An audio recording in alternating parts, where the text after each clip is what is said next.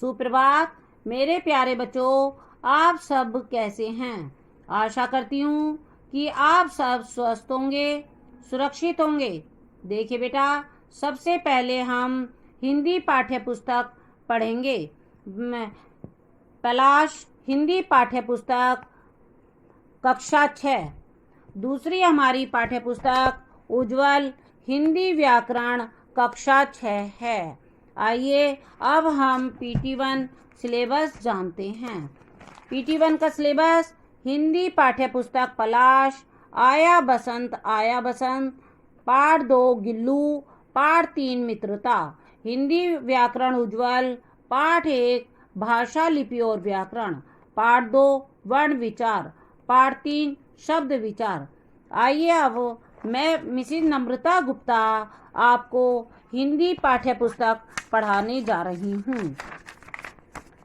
बेटा, हम जानेंगे कि हमारे यहाँ कितनी ऋतु होती हैं। हमारे यहाँ होती हैं 6 ऋतुएं। बसंत ऋतु, ग्रीष्म ऋतु, वर्षा ऋतु, शरद ऋतु, हेमंत ऋतु, शीत ऋतु। आइए अब हम 2 ऋतु के बारे में जानेंगे।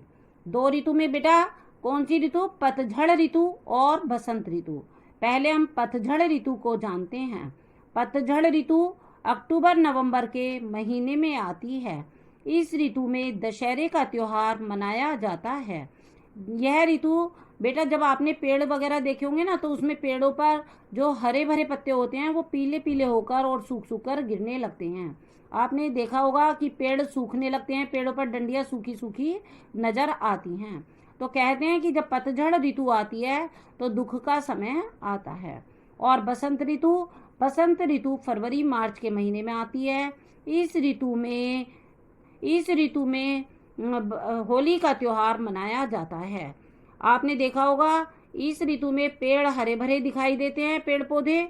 और ऋतु में जब खेत वगैरह में जाते हैं ना, तो इन खेत में सरसों के फूल दिखाई देते हैं, तो वो पीले पीले फूल दिखाई देते हैं। तो इसीलिए हम आते हैं अपने पाठ 1 पर। आया बसंत। यह बेटा किसके द्वारा लिखा हुआ है? यह सोहनलाल द्विवेदी जी के द्वारा लिखा गया है। तो आया बसंत, छाई जग में शोभा अनंत। कवि कह रहा है कि बसंत ऋतु आ गई है, सबके मन में हर्ष और उल्लास उत्पन्न हो रहा है। छाई जग मीन्स संसार, और जगत, शोभा मीन्स सुंदरता, और अनंत जिसका कोई अंत ना हो। तो कवि कह रहा है सारे संसार में शोभा ही शोभा छा गई है। सरसों खेतों में उठी फूल, कि सरसों के खेतों में पीले रंग के फूल खिल उठे हैं। बोरे आमों में उठी झूल। कवि कह रहा है कि जो आमों के पेड़ है ना, उन पर एक बोर आता है बेटा, तभी उसके बाद आम आते हैं। जैसे आपने तुलसा जी का पौधा देखा होगा, उस पर एक मंजरी आती है ना, तो वो तुलसा जी का बीज होता है। ऐसे ही आम के पौधे में उसको बोर बोलते हैं। बोर मतलब फूल उगने, आम की जो मंजरी है वह आने लगती है। पल्लो खेतों में फूले नए फूल। कवि कह रहा है कि खेतों में जो है फूल आने लग गए हैं। मैंने जैसे को बताया था कि सरसों के खेत होते हैं, पीले पीले फूल आने लगते हैं, ऐसे ही प्रत्येक खेतों में प्रत्येक उसके फूल आने लगते हैं। पल में पतझड़ का हुआ अंत। पल मीन्स क्षण, पतझड़ मतलब पत्तों के गिरने की ऋतु। तो पल, एक क्षण में ही पत्तों के गिरने की ऋतु का अंत हो गया है। आया बसंत। कवि फिर कह रहा है कि बसंत ऋतु आ गई है। हर व्यक्ति के मन में, जीव जंतु के मन में हर्ष और उल्लास और उमंग उत्पन्न हो गया है। लेकर सुगंध बह रही पवन। सुगंध मीन्स खुशबू अच्छी, और पवन मीन्स वायु, हवा। तो कवि कह रहा है जो ये हवा चल रही है ना, ये अच्छी खुशबू लेकर आ रही है। जो ये बागों में पेड़ पत्ते पौधे होते हैं ना, इनकी सबकी अपनी एक सुगंध होती है, तो वह हवा के द्वारा सबको प्राप्त हो रही है। हरियाली छाई है वन वन। कवि कह रहा है कि बाग बगीचे खल खलियान सब में हरियाली, हरा भरा दिखाई दे रहा है।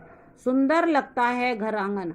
कवि कह रहा है कि घर बाहर सब कुछ सुंदर सुंदर लगने लगा है आज मधुर सब दिगंत।